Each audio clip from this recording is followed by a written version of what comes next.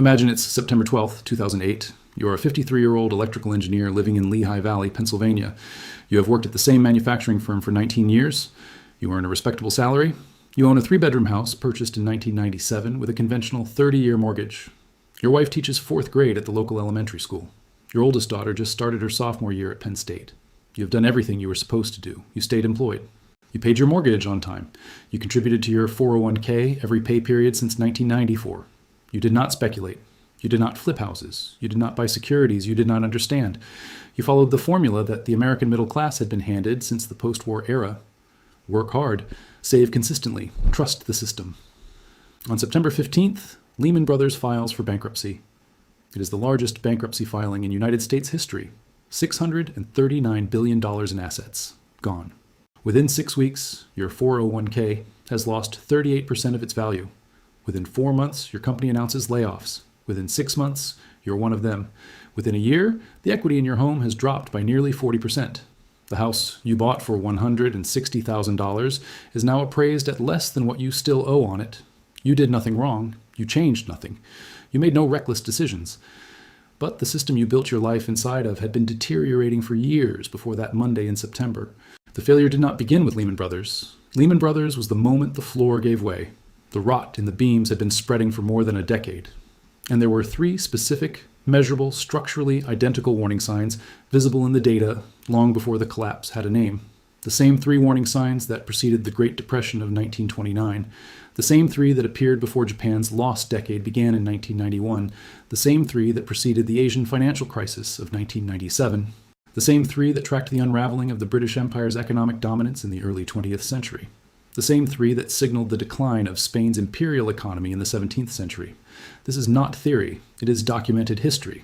It is the same structural sequence playing out across different centuries, different continents, different political systems, and different currencies. Every major economic collapse ever recorded was preceded by these 3 warning signs appearing in the same order, driven by the same underlying mechanism. And every single time, the majority of the population did not see them, not because the signs were concealed, because the signs looked like prosperity. Once you see this pattern, you cannot unsee it. This is the autopsy. Before we examine the warning signs, we need to establish something fundamental about how economic collapses actually work. Because the popular understanding is almost entirely wrong, and that misunderstanding is itself part of the mechanism that allows collapses to happen. Most people think of an economic collapse as a sudden catastrophic event. A stock market crash, a bank failure, a headline that changes everything overnight. They imagine it like an earthquake, unpredictable, violent, instantaneous. This is incorrect. An economic collapse is not an earthquake. It is a bridge that has been losing structural integrity for years, carrying increasing weight, while every inspection report is either falsified or ignored. The collapse is the moment the bridge fails, but the failure was decided long before the collapse occurred. It was decided during the period when the bridge looked fine, when traffic flowed normally, when the engineers in charge assured everyone the structure was sound. The most dangerous phase of any economic system is not the crisis. It is the period immediately before the crisis, when all visible indicators suggest stability, when asset prices are rising, when employment numbers look acceptable, when credit is abundant, and when anyone who questions the system's health is dismissed as a pessimist who simply does not understand how the modern economy works. That period has a name in every post-collapse analysis. It is called the blow-off top, the final acceleration, the last surge of false confidence before the structure gives way, and it is produced by the same 3 warning signs every single time. The first warning sign is not a number on a chart. It is a relationship. Specifically, it is the relationship between credit growth and productive output growth. When these 2 numbers decouple, when credit begins expanding significantly faster than the real economy it is supposed to be financing, a structural distortion enters the system that does not self-correct. Here is how this works mechanically. Credit, in a healthy economy, serves a specific function. A business borrows money to build a factory. The factory produces goods. The goods generate revenue. The revenue services the debt and produces profit. The credit was productive. It created something real. The loan justified its own existence. But credit is not always used productively. It can also be used to purchase existing assets, to speculate on price appreciation, to fund consumption that generates no future income, or to refinance previous debts that themselves generated no productive return.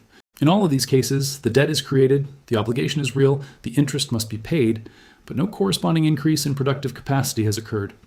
When the second type of credit, unproductive credit, begins growing faster than the first type, The total debt burden of the economy rises faster than the economy's ability to service it.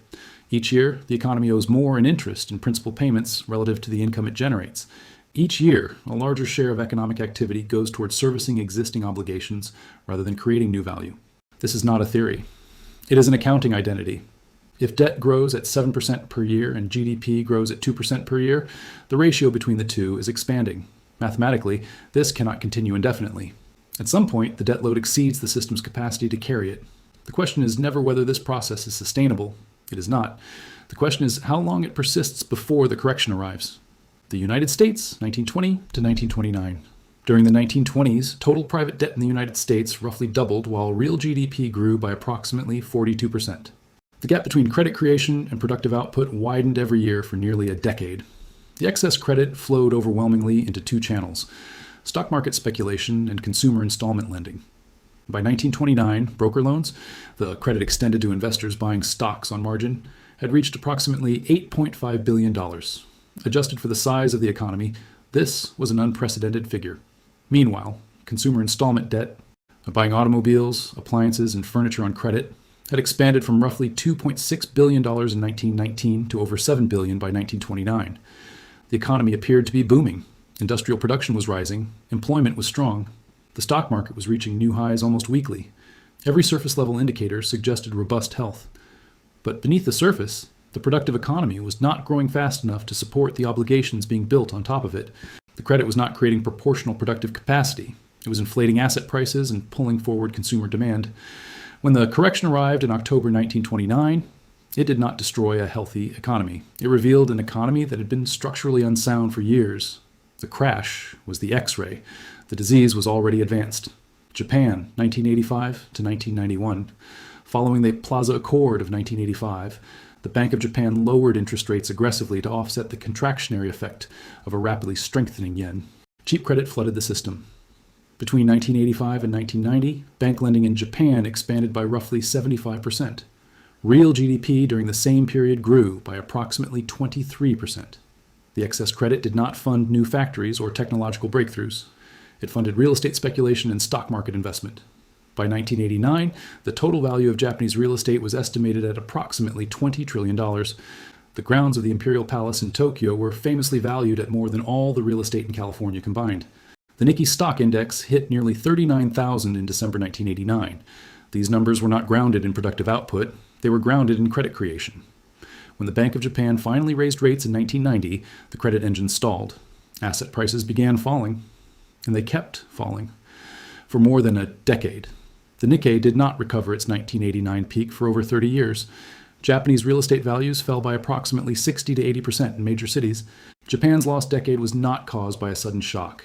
It was caused by a sustained period during which credit growth dramatically outpaced productive economic growth. The shock was simply the moment the gap became unsustainable. Think about what that means.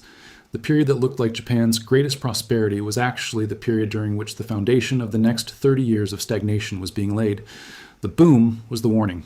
The United States, again, 1997 to 2007. In the decade preceding the 2008 financial crisis, total household debt in America grew from approximately $5.5 trillion to nearly $14 trillion. Mortgage debt alone roughly tripled. Meanwhile, real median household income was essentially flat, growing by less than 2% over the entire decade after adjusting for inflation. Credit was expanding at multiples of income growth, and the credit was not building productive capacity. It was funding home purchases at increasingly disconnected prices, consumer spending on borrowed money, and a financial sector that had grown from roughly 4% of GDP in the 1970s to over 8% by 2006. The financial sector was not producing goods, it was producing instruments, mortgage-backed securities, collateralized debt obligations, credit default swaps. Each layer of complexity generated fees, profits, and bonuses for the institutions creating them. But none of it added to the productive capacity of the underlying economy. It was credit creating the illusion of wealth without creating the substance of it. The pattern is identical in every case. Credit growth decouples from productive output. The gap widens for years. The widening looks like prosperity because asset prices are rising, employment is sustained by the spending the credit enables, and the statistical indicators that governments and media track, GDP growth, unemployment rates, market indices, all register positively. But the obligations are real. The interest is real. The principal is real. And the income to service those obligations is not growing fast enough to match. That is the first warning sign, not the existence of debt. Debt is a normal feature of every economy. The warning sign is the sustained divergence between the rate of debt creation and the rate of real economic output. When the gap persists for years, the system is building pressure that must eventually be released. And this brings us directly to the second warning sign. Because the excess credit does not distribute itself evenly through the economy, it concentrates. And where it concentrates tells you exactly where the collapse will originate and who will pay the highest price. The second warning sign is asset price detachment from underlying economic reality. When the price of an asset, whether stocks, real estate, bonds, or commodities, rises significantly faster than the income, rent, earnings, or utility that asset generates, a gap opens between price and value. This gap has a clinical name. It is called a valuation premium. In moderate amounts, valuation premiums are normal. Markets price in future expectations. Optimism is a feature, not a bug. But when valuation premiums expand to extreme levels across entire asset classes simultaneously, something structural has changed. The prices are no longer reflecting expectations about future productivity. They are reflecting the volume of credit flowing into the asset class. The price is being set not by what the asset produces, but by how much borrowed money is chasing it. This is the mechanism that produces bubbles, and the word bubble, while commonly used, obscures the actual danger. A bubble is not simply a period of high prices. It is a period during which the price of an asset becomes entirely dependent on continued credit expansion to sustain itself. If credit growth slows, the price cannot maintain its level. If credit contracts, the price does not gently decline. It collapses. Because the price was never supported by underlying value. It was supported by flow. And when the flow stops, there's nothing beneath it. The United States, 1929. In the 2 years before the crash, the Dow Jones Industrial Average rose by approximately 60%.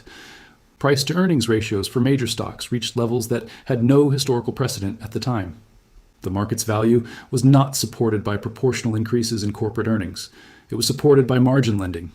Investors were borrowing money to buy stocks, using the stocks as collateral for more borrowing, using that borrowing to buy more stocks. The structure was circular. It required continuous inflow to sustain itself.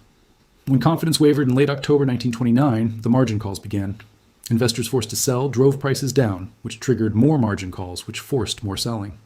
The Dow fell nearly 90% from its 1929 peak to its 1932 trough. It did not recover its pre-crash level until 1954, 25 years. The crash did not cause the depression. The crash revealed the structural dependence of the entire market on a credit mechanism that could not sustain itself. Japan, 1989. At the peak, the price-to-earnings ratio of the Nikkei exceeded 60. For context, the long-term historical average for major equity markets is roughly 15. Japanese stocks were priced at 4 times what their earnings justified. Real estate in Tokyo's commercial districts sold for prices that implied rental yields of less than 1% in an economy where borrowing costs were already rising. These prices could exist only in an environment of continuously expanding credit.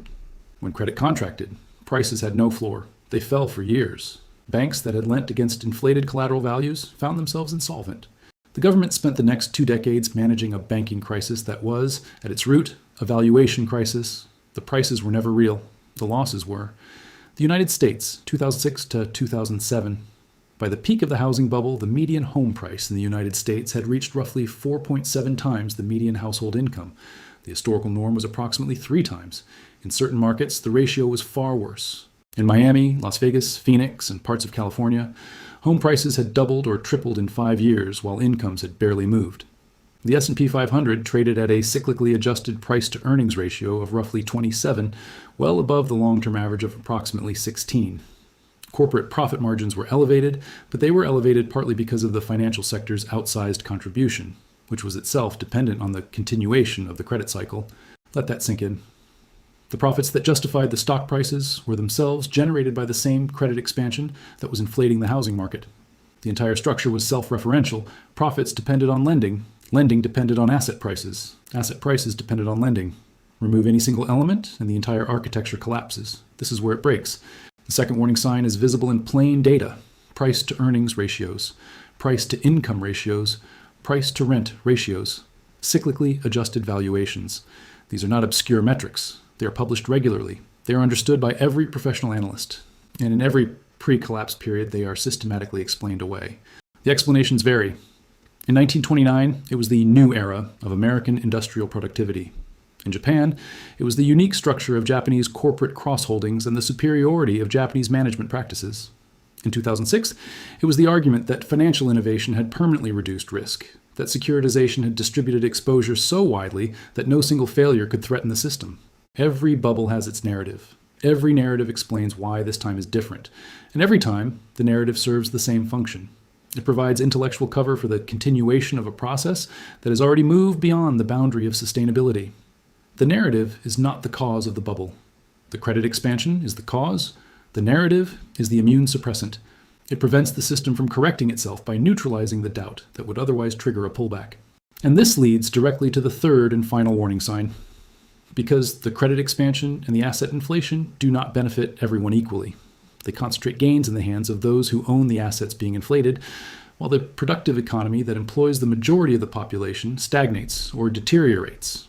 The third warning sign is the divergence between financial prosperity and broad economic health.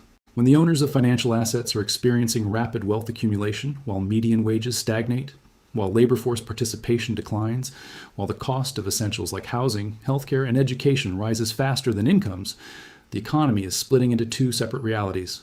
One reality is measured by market indices, corporate earnings reports, and aggregate GDP figures. This reality looks healthy, often exceptionally so.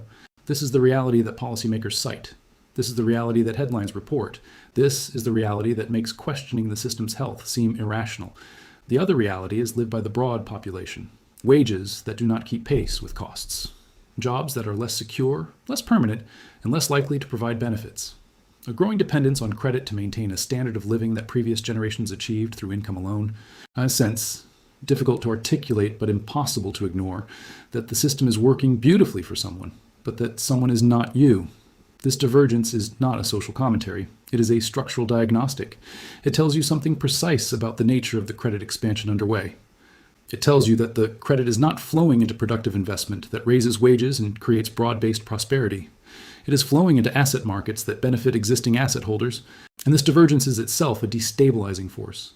Because when the broad population is not experiencing income growth, it cannot absorb higher prices for essentials without increasing its borrowing. And when it increases its borrowing, it adds to the total debt burden that the productive economy cannot support. The divergence accelerates the very credit-to-output gap identified in warning sign 1. It is a feedback loop. The United States, 1928 to 1929. In the year before the Great Depression, corporate profits reached record levels. The stock market hit all-time highs. Aggregate economic statistics looked robust, but real wages for industrial workers had been essentially flat for most of the decade. Agricultural incomes had been declining since 1920. Income inequality reached levels not seen before in American history, with the top 1% of earners capturing approximately 24% of total national income.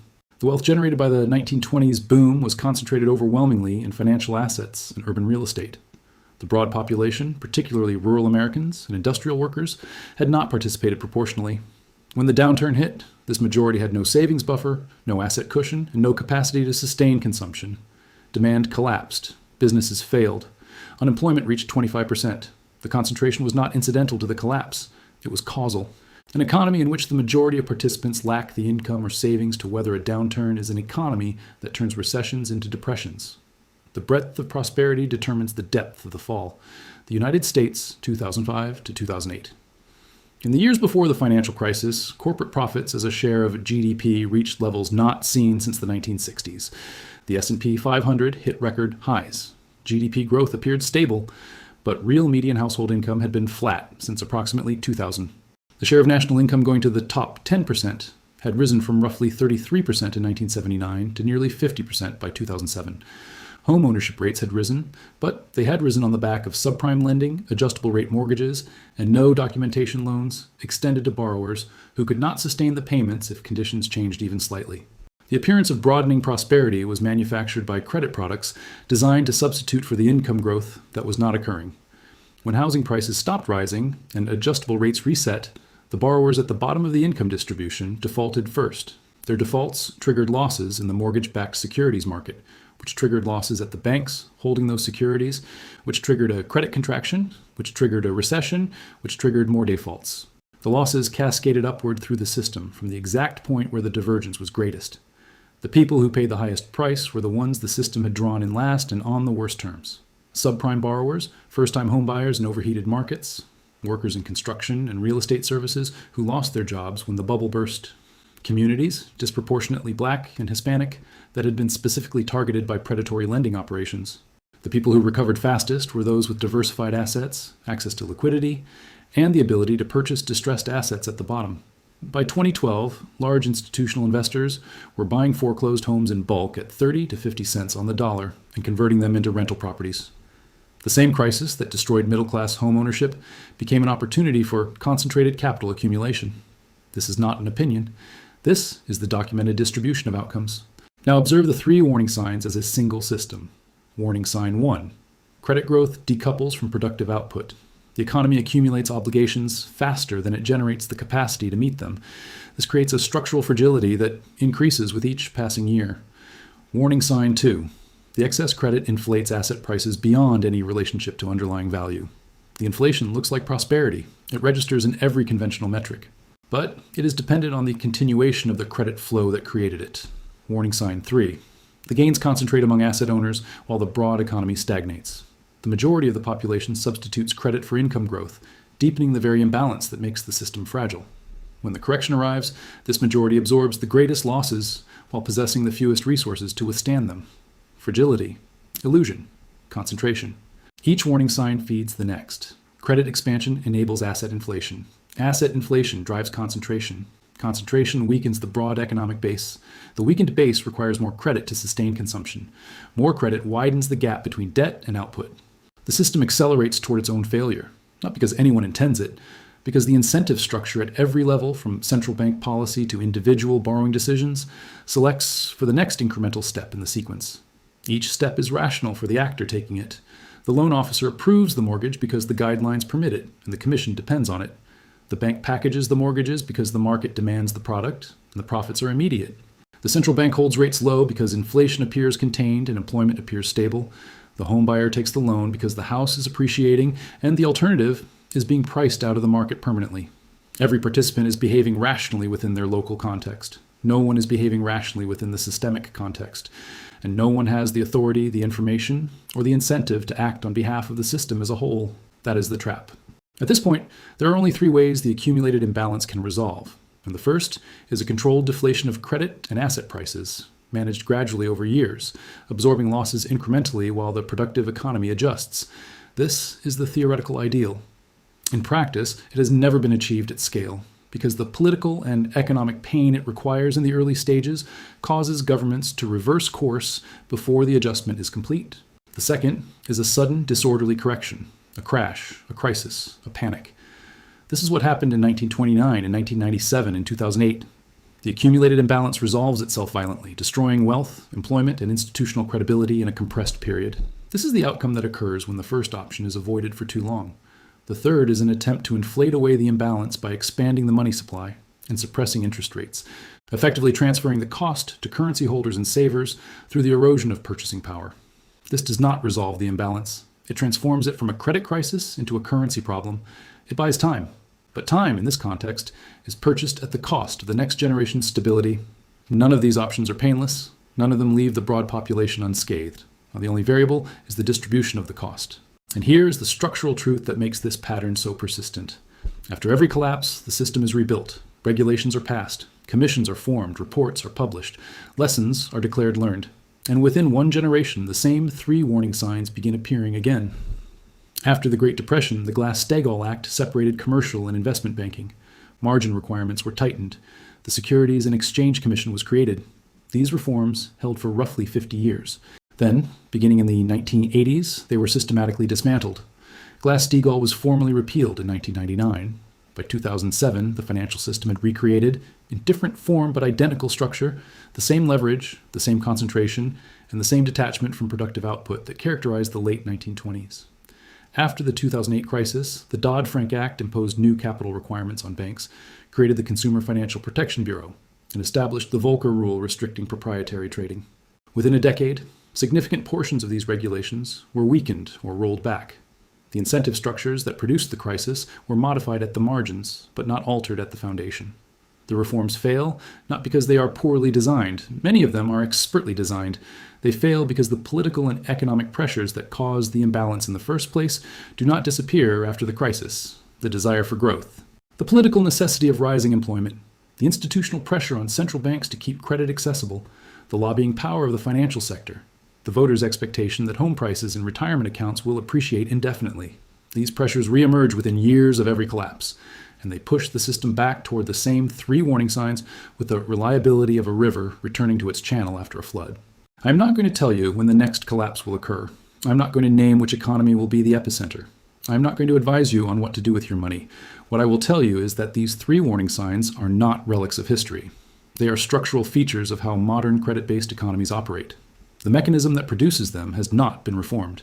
The political constraints that prevent their resolution have not been removed. The incentive structures that drive them have not been altered.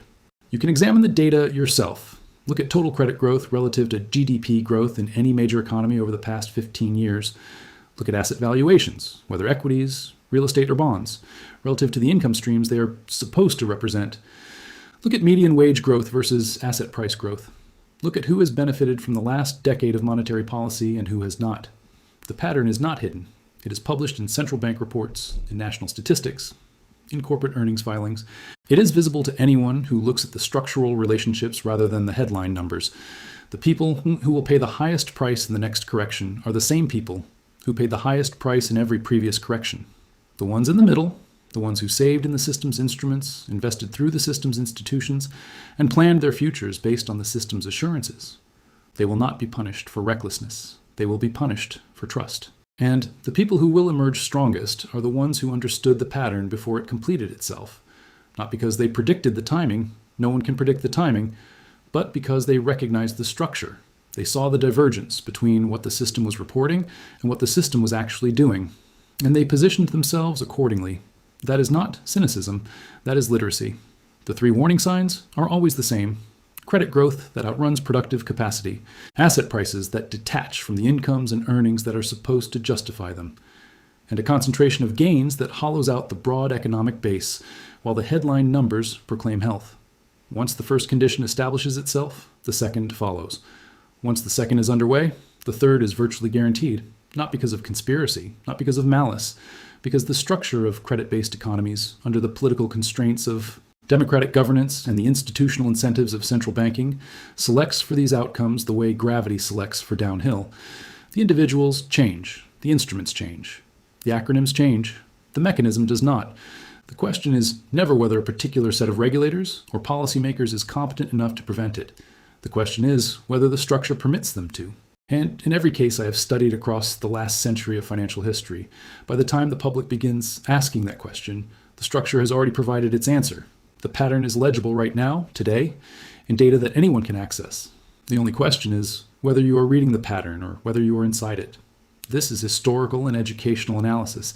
It is not financial or investment advice. Nothing presented here should be interpreted as a recommendation to buy, sell, or hold any asset, security, or financial instrument. If this type of structural analysis matters to you, if you would rather understand the machinery than react to the headlines, consider subscribing. This channel exists to examine the architecture of failure while most people are still admiring the building. The patterns do not wait for permission, neither should your understanding of them.